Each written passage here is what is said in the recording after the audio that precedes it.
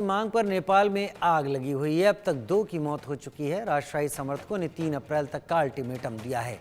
काठमांडू में पुलिस के साथ झड़प में 2 लोगों की मौत हुई और कई घायल भी हुए। काठमांडू एयरपोर्ट के पास तिनकोनी चौराहे पर तोड़फोड़ की गई, बिल्डिंग में आग लगा दी गई। तिनकोनी चौराहे से इंडिया न्यूज संवाददाता आशीष शाही की रिपोर्ट।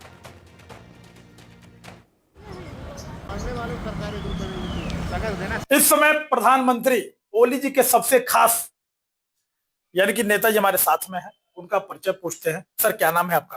राजन भट्टराय।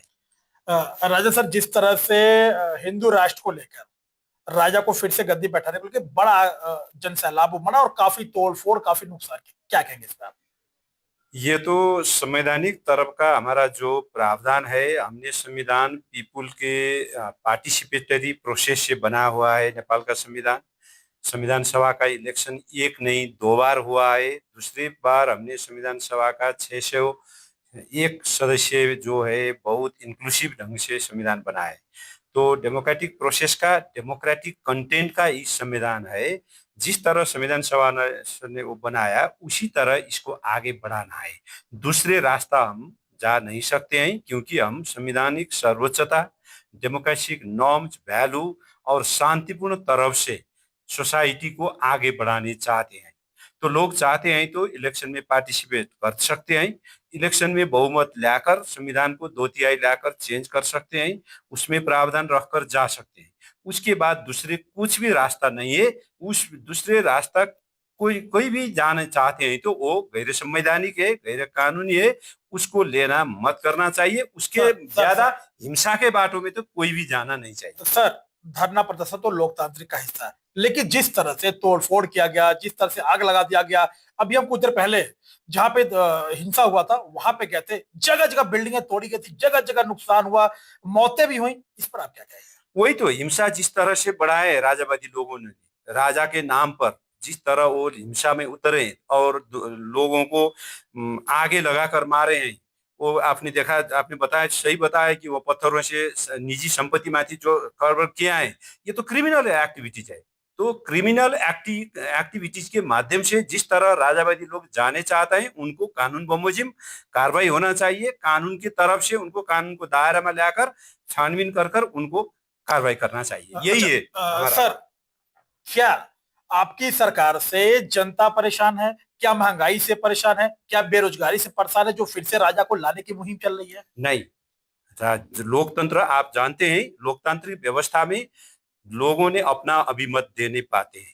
उन्हीं वो असंतुष्ट भी हो सकते हैं। आपके मुल्क में भी वही है ना। आपका बीजेपी सभी प्रांतों में तो नहीं जीता है, 29 राष्ट्रों में बीजेपी नहीं है ना। दूसरा पार्टी पे वो दूसरे पार्टी बीजेपी को गाली देते हैं।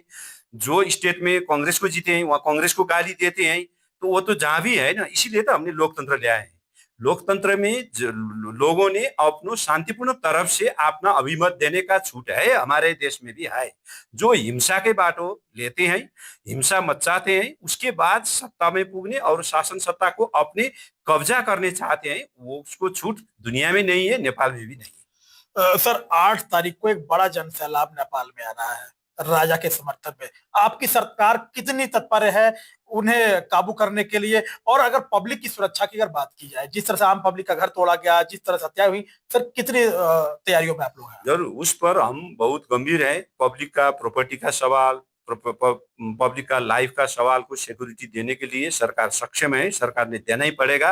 ऐसा घटना कभी बार कहीं कहीं होते हैं। ये और मुल्क में भी हुआ, हमारे देश में भी हुआ। ये अनफॉर्चुनेट है, बहुत दुख है। हम इसको निंदा करते हैं। जो लोगों ने जान गंवाया, जिनको घायते हुए, उस सारा प्रति हमारा सिंपैथी है।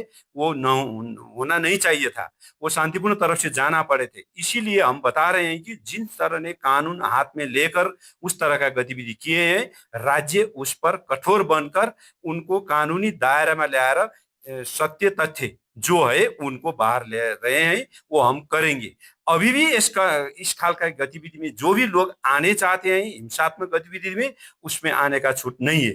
जो लोग शांतिपूर्ण तरफ से अपना गतिविधि, अपना अभिमत देने चाहते हैं, उनको अभिमत देने का छूट है।